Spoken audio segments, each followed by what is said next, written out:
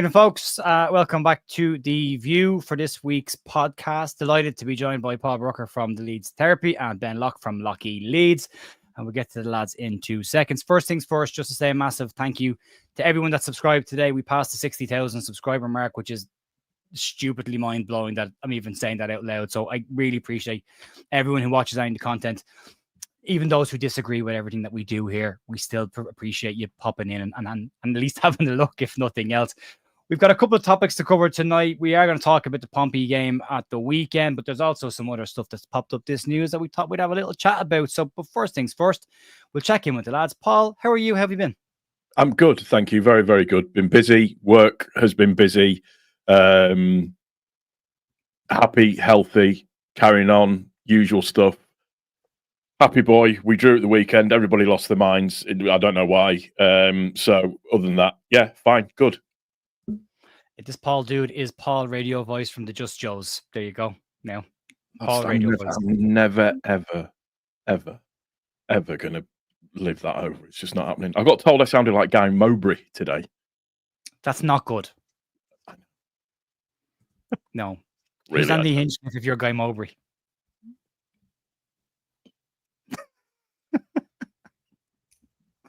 Lucky, how are you?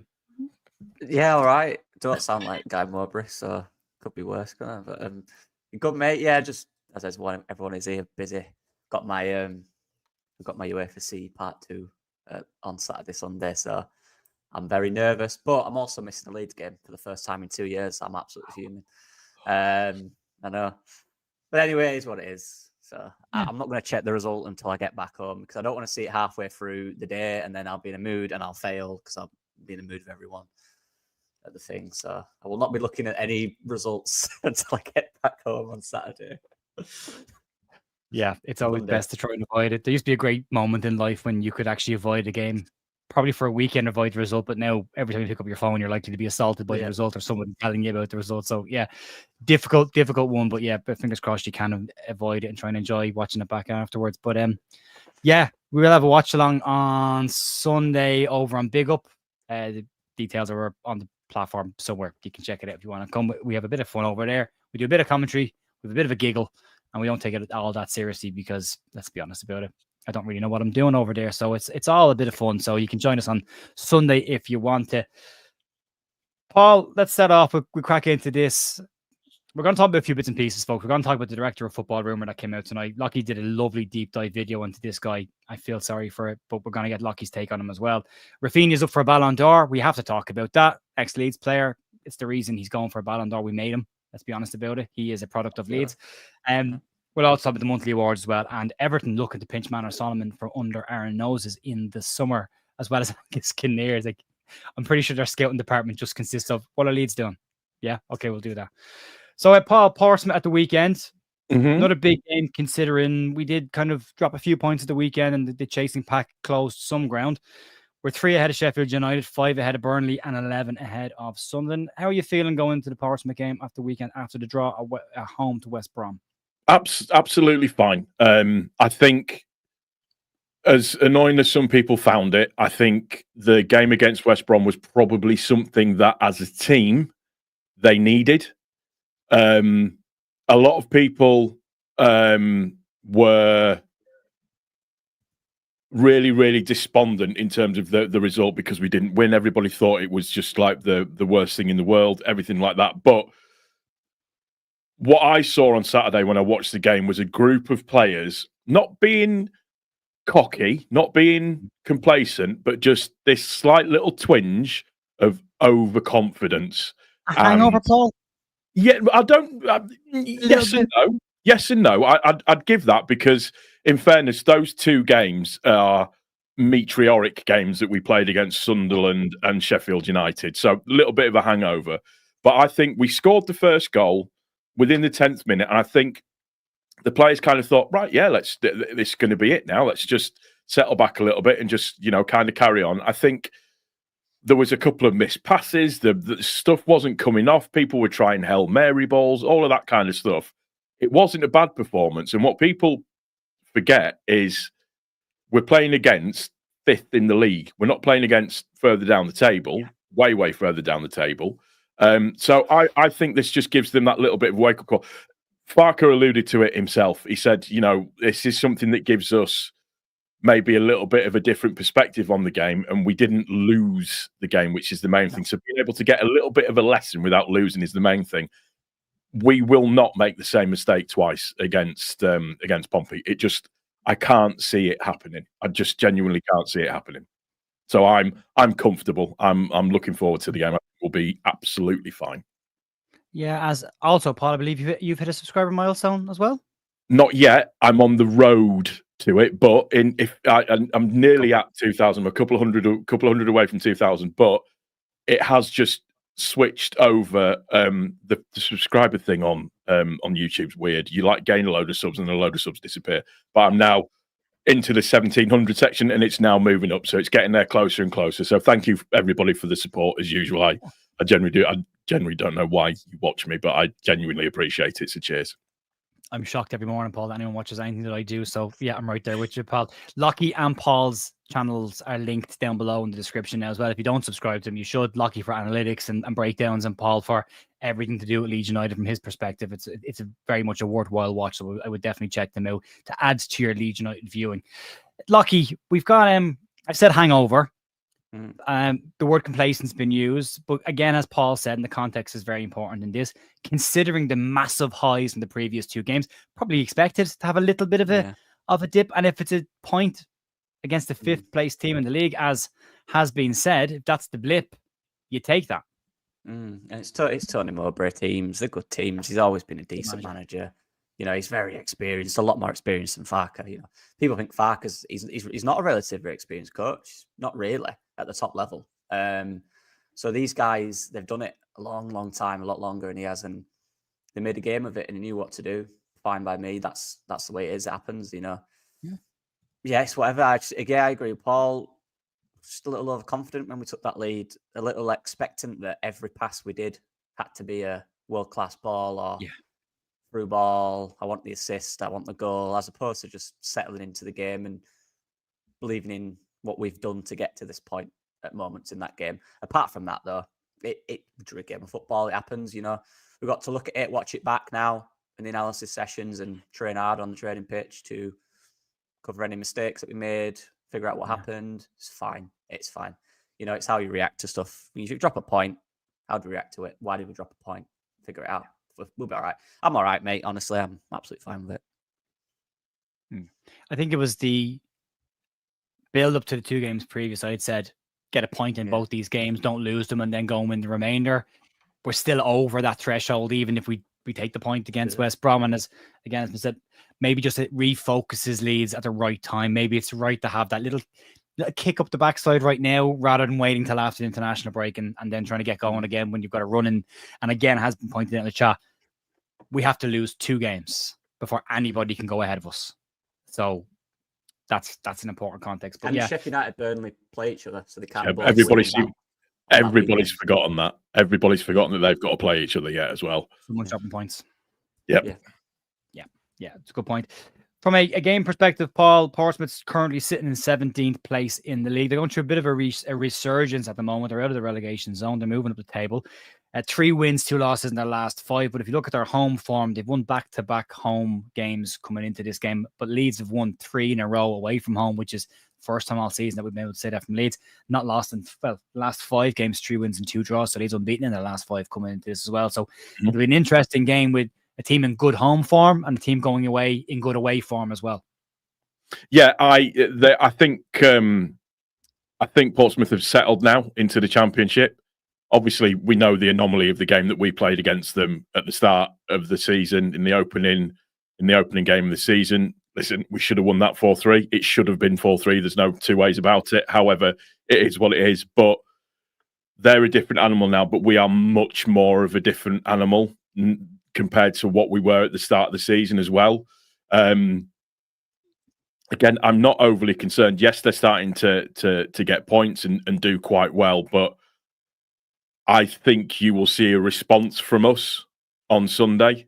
Particularly, it's going to be on TV in terms of ITV. It's on ITVX, isn't it? I think as well, which brings a bigger audience to it. I think I think we'll do. I think you'll see a decent response from us. I think a couple of players will need to step up to the mark a little bit more than what they did at the weekend just gone. So Aronson needs a bit of a better game. Solomon needs a bit of a better game as well.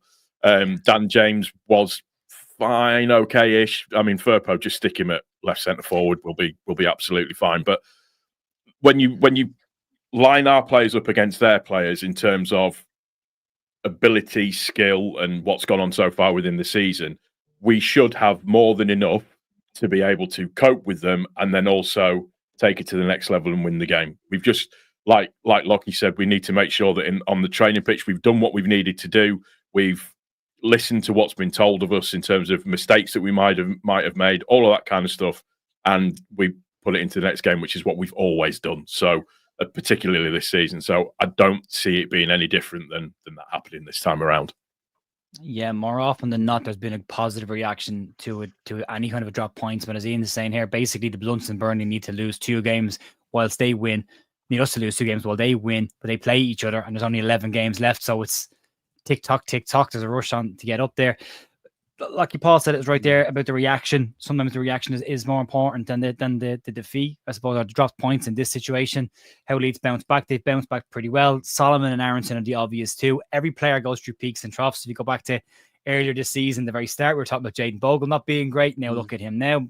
Joel Piroe was the worst in the world and needed to be put in the bin. Now look at where he is. So players go through these little phases during the year, but probably the 2 weaker players in the last couple of games, again, needing a little bit of a refocus.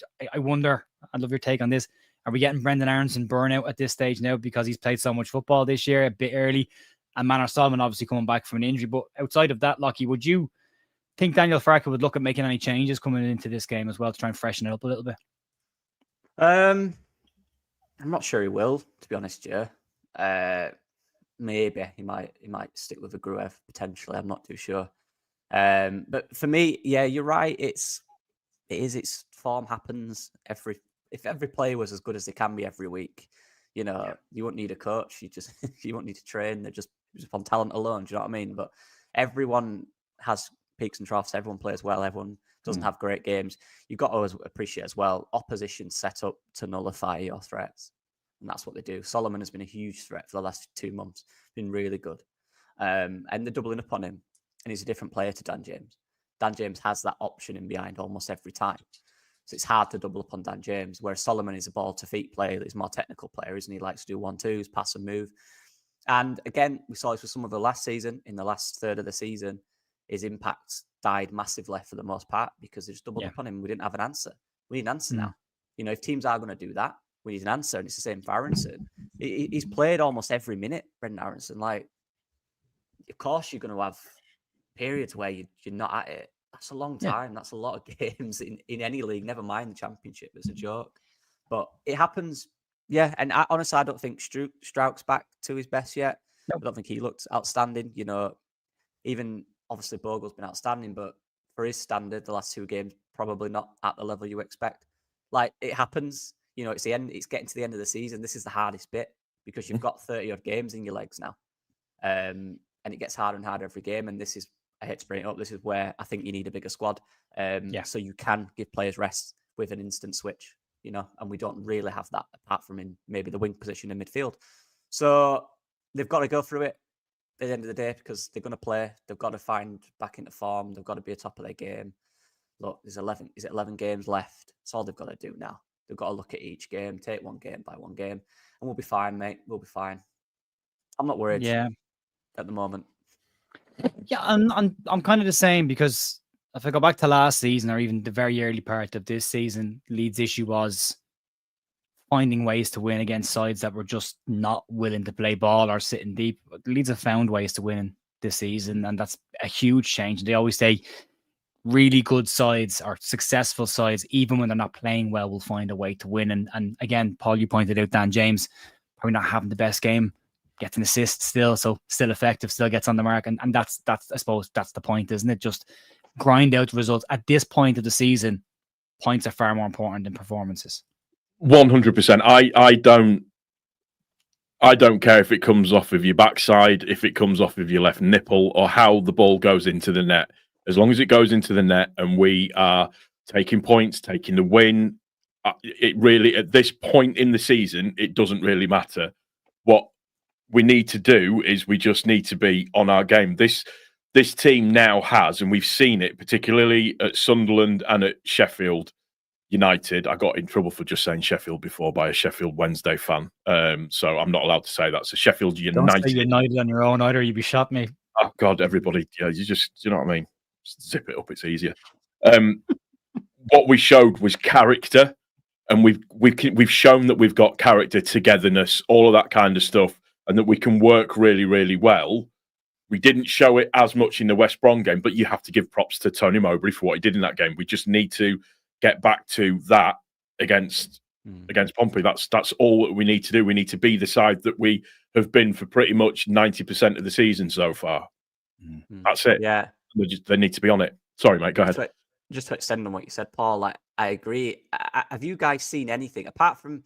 I do think at the start of the season we lacked a little bit of bite and leadership, but I think we got that. I think players grew through the season. Gilavogi helps off the pitch for that 100%. And Purdue grew into his role. You know, and Tanaka's a bit more confident now, could probably speak more English. That helps. Solomon's settled in. You know, do you guys ever watch us now, even when we draw, and think, oh, they've not got it, these lot? Do you know what I mean? Last year we were always a bit worried.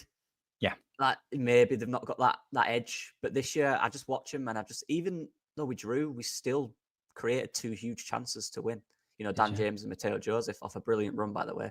But, you know, we still create them chances. We still look decent at the back. Nothing's really changed. It's just them decisions that Farke was mentioning in the final third where we're just trying to rush it. It's just little things like that. And that's all it needs to be. And the players don't need to like overanalyze anything. They just need to do the jobs that they've been doing for, honestly, the last 2 years. And it's just setting that standard that we've been setting for the last, 17, 18 games unbeaten. Yeah. You know, and you would have to be perfect either. You know, we are at the top. You want to win more points than the 2 below us. That's the way it is.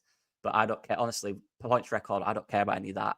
As long as we're 1 point above second, or if it has to be third, fine. I'm all right with it. It is what it is. Do you know what I mean? We're up. I don't care what points it is. Don't bother me. Yeah. It's just a getting over the line at this point. Yeah, very valid points. But we'll move on a little bit. We'll just say hello to Joe Blackburn in the house. Stephen, Joe, how are you? There is a charity game going on. I will share more detail on that over the weekend as well, and in the news as well. Just get some more detail on that as when we get it. Joe is beavering away, trying to get that off over the line. So we'll talk about that later. If there is some stuff online, you can check out Joe's page as well. If you want to get some information, Joe's sharing on his channel as well. You can check that out. But I will have something here a bit more formal pretty soon. But we'll move on a little bit. Let's stay relative team news, I suppose. But let's talk about the summer a little bit. Reports coming out today from Give Me Sport, Paul, that Everton are having a little look at Manor Solomon, a fee of £15 million and a planned move for the player this summer. 2 parts to this question. One, do you care? I suppose. Do you think Leeds just, is he a player you'd sign for Leeds in the summer anyway? And second part to that, if it gets into a bidding war, if they start to throw big money at this, do you think Leeds are better off trying to find other alternatives, or will they get involved in this as well? Let me just see. Honestly, no, I'm not. Yeah, whatever, not bothered. In terms of with it being Everton, you can obviously see why it being Everton, obviously with the new person that's gone over there. So it makes sense. I think if we get into it, I think he has a ceiling in terms of how much he's worth, realistically speaking. I think probably 15 to 20 million gets you him as a player. I think that the 49ers sites will probably, and this is no disrespect to Solomon, I have the feeling that the 49ers sites will be set a little bit higher for what we potentially could need. So that, again, that's just my opinion. I think Solomon is a fantastic player. I think he's phenomenal. He's very, very good in this league. What we haven't seen is him in the Premier League doing what he's been doing in the Championship. So and he's also got his injury record to think about at the same time as well. So I'm not really that fussed.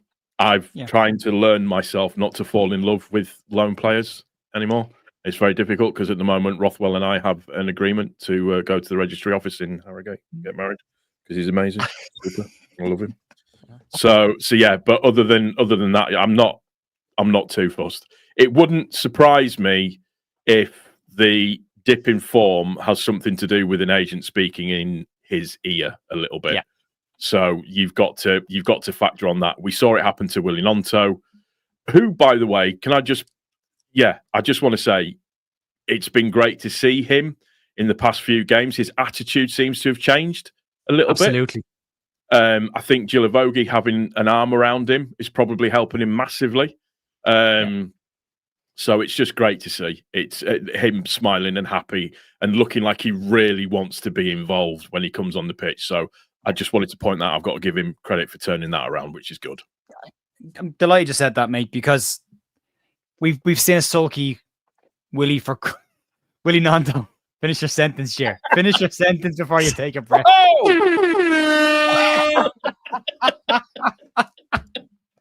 We've seen a sulky Willie Nonto for a while when he's not got on the pitch or when he's been taken off at like 75 minutes. He's played the bulk of the game and he hasn't looked happy coming off. And it's always a bugbear of mine seeing players shaking their heads coming off because it always undermines the manager and undermines the player coming on as well. But he hasn't been doing that. And you've mentioned Gilavogi and that Paul. Lucky, you know about player psychology and young players and opportunities and having an arm around their shoulder with the older players there as well.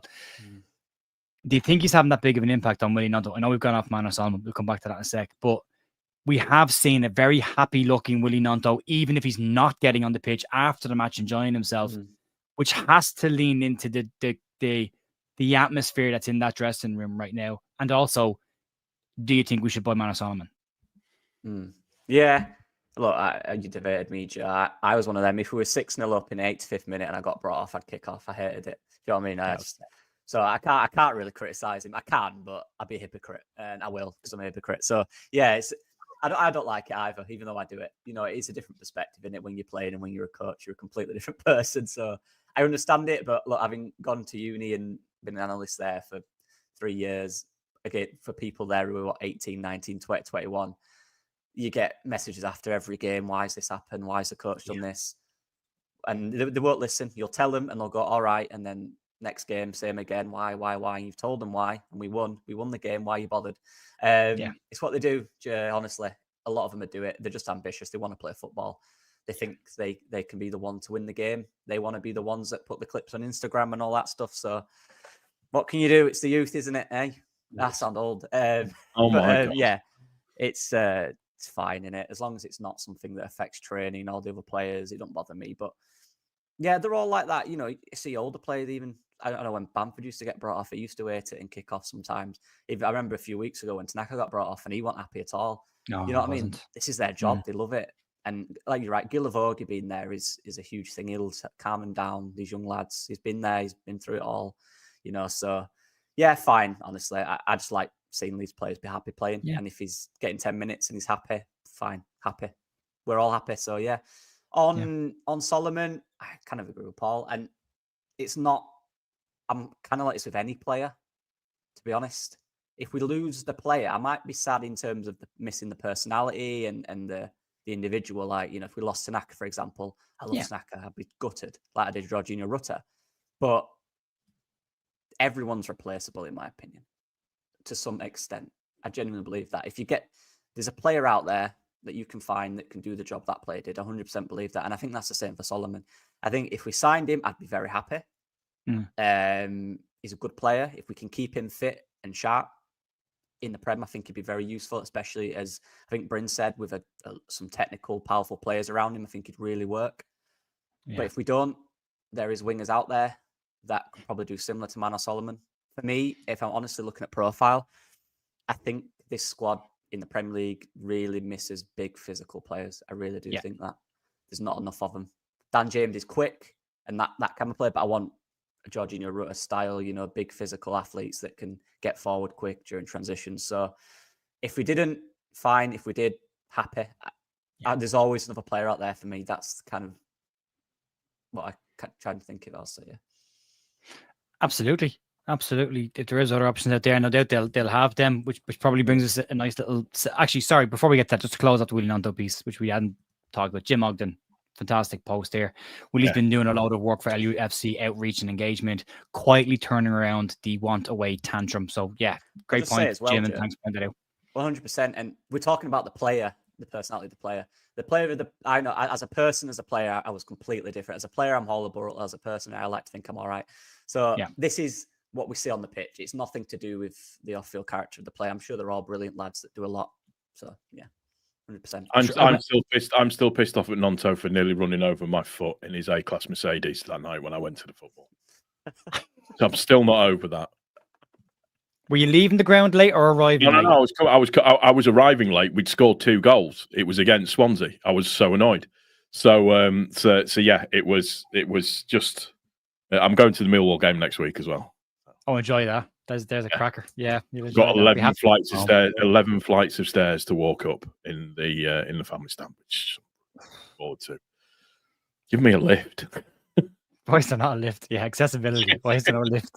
Yeah, I know. We move on. Thanks. We were a bit tight on time. Raphinha is up for a Ballon d'Or, and I wanted to talk about this because Vinny Jr. made a big song and dance last year about not winning the Ballon d'Or, and in my opinion, went about things and Real Madrid the completely wrong way of, well, if we're not winning, we're not going, which really is the most childish approach to the sport I think I've ever seen. This tribalism bullshit that goes on. Raphinha's bypassed his numbers from last season already this year. He is in sensational form. He's 13 goals in La Liga. He's got 7 assists. If you go into his Champions League numbers then for this year as well, he's got started 9 games, 9 goals, 4 assists. He's in phenomenal form. And it's hard to believe in this day and age that we've had a player that was at Leeds not that long ago, Lockie, that's now possibly being talked about in a Ballon d'Or category. For me, he should win it, but I'm biased, so. Yeah, of course he should have done better than him, is there? I don't need to see the other lists of the players. I don't care. He's the best. Okay. You know, I don't care. I see it every day. I feel like I see an absolute world-class goal from him at Barcelona. I'm so happy for him because at the end of the day, he showed our club respect. And I love that. It was clear he wanted to leave halfway through the season. You know, he was obviously too good for Leeds. He was obviously too good for a relegation scrap. But he bit down and, you know, he played every time and he absolutely put his backside into all of it. He absolutely loved it. And that's all you can ask for. And, you know, he's one of the main reasons he kept us up. We didn't capitalise on that and we went down the year after. So it was kind of all in vain. But from his perspective, he gave us that memory. He gave us that, you know, of staying in the Premier League for one more season, and he gave us more misery. So probably, actually, it was his fault that we were so miserable. He kept us in the Premier League for another season. But nah, I love him. My favourite player growing up, apart from Leeds players, was Ronaldinho. Absolutely loved him. He's the reason I got into football. And he's just he's a different player, but the way he plays and his attitude in the game and seeing him at Barcelona just reminds me of Ronaldinho. So absolute joy. Love him to bits. Yeah. It's all about his long throws, as has been said. Yeah. Yeah. What are your thoughts? I love Raphinha. Do that. Yeah. No, true. I love Raphinha. I don't think anybody knew what we were signing, and I spoke about this on Max's pro when we did the Dream Team thing together at the weekend.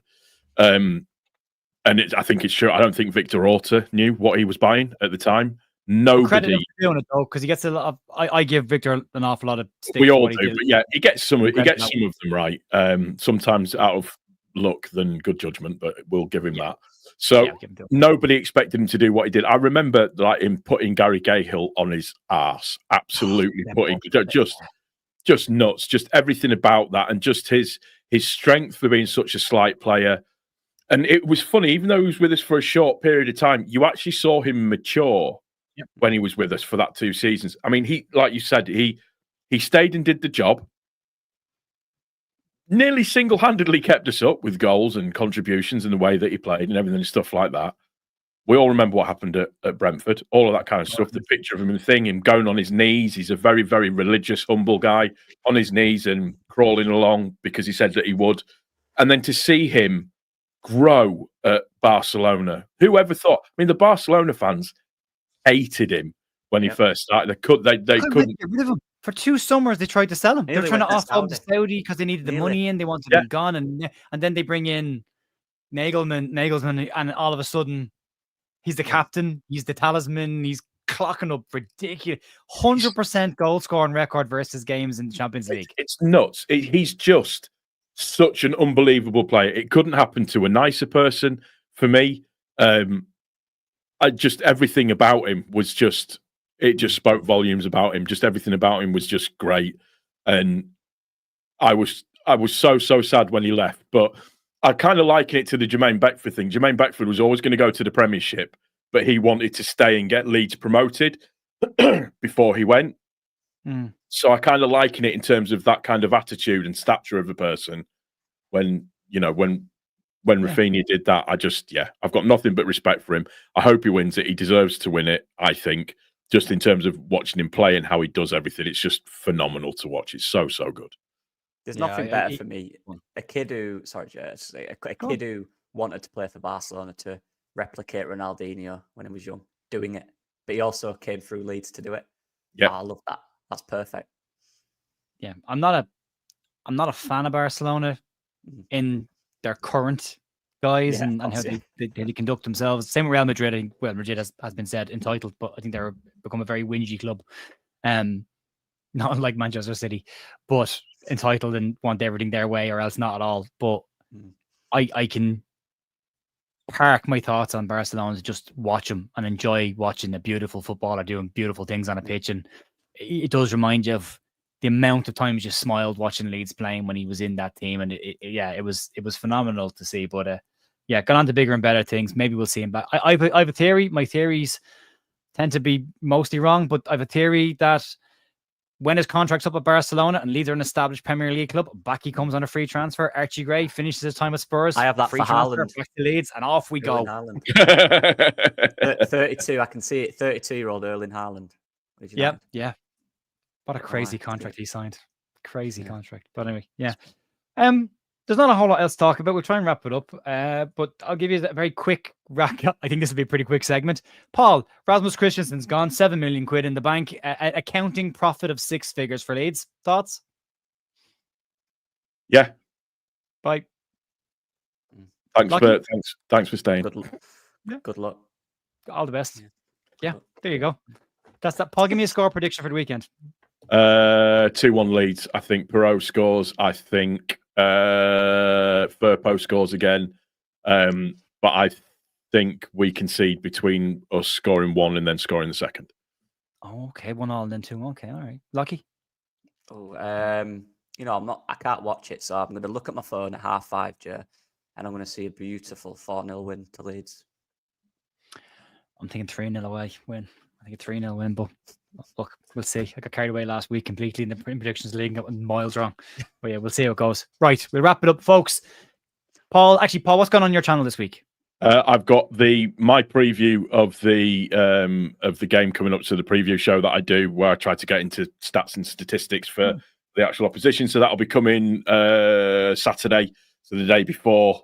Keep your eye out for any shorts and stuff that I put up as well, either onto TikTok or onto YouTube as well. So trying to rinse the algorithm as best as I can do. I know. That's like Lucky. What's going on your channel? Won't be much over the weekend, but I've done 2 videos. My last 3 are tactical videos, just breaking down some team performances and some stuff we did. And I did a video this afternoon about the new potential director of football. Whether that happens or not, I've had a little bit of chat in there about our structure, what it could look like in the Premier League, and the importance of getting people in that align with the manager's thoughts and all that stuff. So go check that out, because I put him on the thumbnail and then I forgot to talk about him. But just to give you the short version, not the first time this week that's happened. I stuck a story and then didn't bother covering it. Give you the basics on this. Sky Germany have basically said that Leeds are interested in Amiria Bielefield's sporting director, Samir Arabi. He's a long history there. He's a decent record for that club at that level that they're at, that they play in. According to the Yorkshire Evening Post tonight, Joe Donoghue is saying that Leeds United have said there is 0 truth in reports linking him with a move. The club with a move for him. They've also backed it up by saying that Adam Underwood is more involved in that role than he was prior to the changes. Alex Davies is also now the chief scout and works hand in hand with Nick Hammond, who is referred to as the transfer consultant at Leeds. So between them, they feel they've got that boxed off. There is no real director of football at Leeds. Greta Steinson is still in that role, kind of, but will be taking over the hierarchy of whatever this multi-club model starts to look like in a couple of years' time. So that's the short version of it. Paul, do we need a director of football? Not yet. Next season. Don't worry about it. That'll be my answer to it at the moment. We're going to get linked with everybody with Leeds United. It's what happens. People will make stories up for clicks and clickbait and stuff. So it's similar to what a certain Twitter channel did with certain wages that are being paid to players and stuff. It just gets clicks and it gets traction. That's all I've got to say on it. Once we do something, we'll get told. End of story. Yeah. I did take your tweet and cover that in the news during the week about Kieran Maguire fact checking that said podcast who had said those things about Leeds, and they were incorrect in what they said about Leeds. The highest wage bill in the history. Leeds are currently even second behind Leicester recently, let alone historically. Yeah. So, Lockie, do we need a director of football? Thoughts on this link with Arabi? Well, I was just going to quickly say in 10 seconds, like that whole wage stuff, I don't care. When we went up originally, Bielsa, we didn't have any parachute payments or anything. No, we didn't. So we've done it the hard way, so we'll do it the easy way by having the best players. Who cares? But you know what I mean? Look, we do need one. Yeah, Paul's right. Not now, obviously, but when we go up, Paul, we need to be prepared for when we go up. And the important thing is, whoever it is, obviously you've got to look at the CV and what they've done successful, but they have to work well with the manager. It's really important. They've got to be aligned. Everyone's got to be aligned. Am I wrong, Lockie, in saying that Daniel Farke's son plays for that club? He plays for Paderborn, I believe. Paderborn, sorry, it's not Paderborn. Yeah, sorry. I saw Belfield today. I was like, that sounds very familiar. I'm not sure if Farke was with them before or not, but yeah, it seemed familiar. But yeah, okay, we'll keep a look at it. Get Lockie in that role. I agree. No chance. Get him in there. I'd be get him in there, mate. That's too much pressure. The stress of every Leeds fan telling you haven't got a clue about transfers. Screaming at you. Put them in the bin. Right, we'll wrap it up there. Links to the guys' channels are down below. Massive thanks again, as always, for supporting the channel, watching the content, and subscribing. I really appreciate it. Massive milestone today, and I'm genuinely very humbled by it. So thank you very much for that. Go subscribe to the guys. Check their content out. It's quality stuff. It's really, really good stuff. Worth checking out. And I'll see you in the morning for Leeds news. See you later.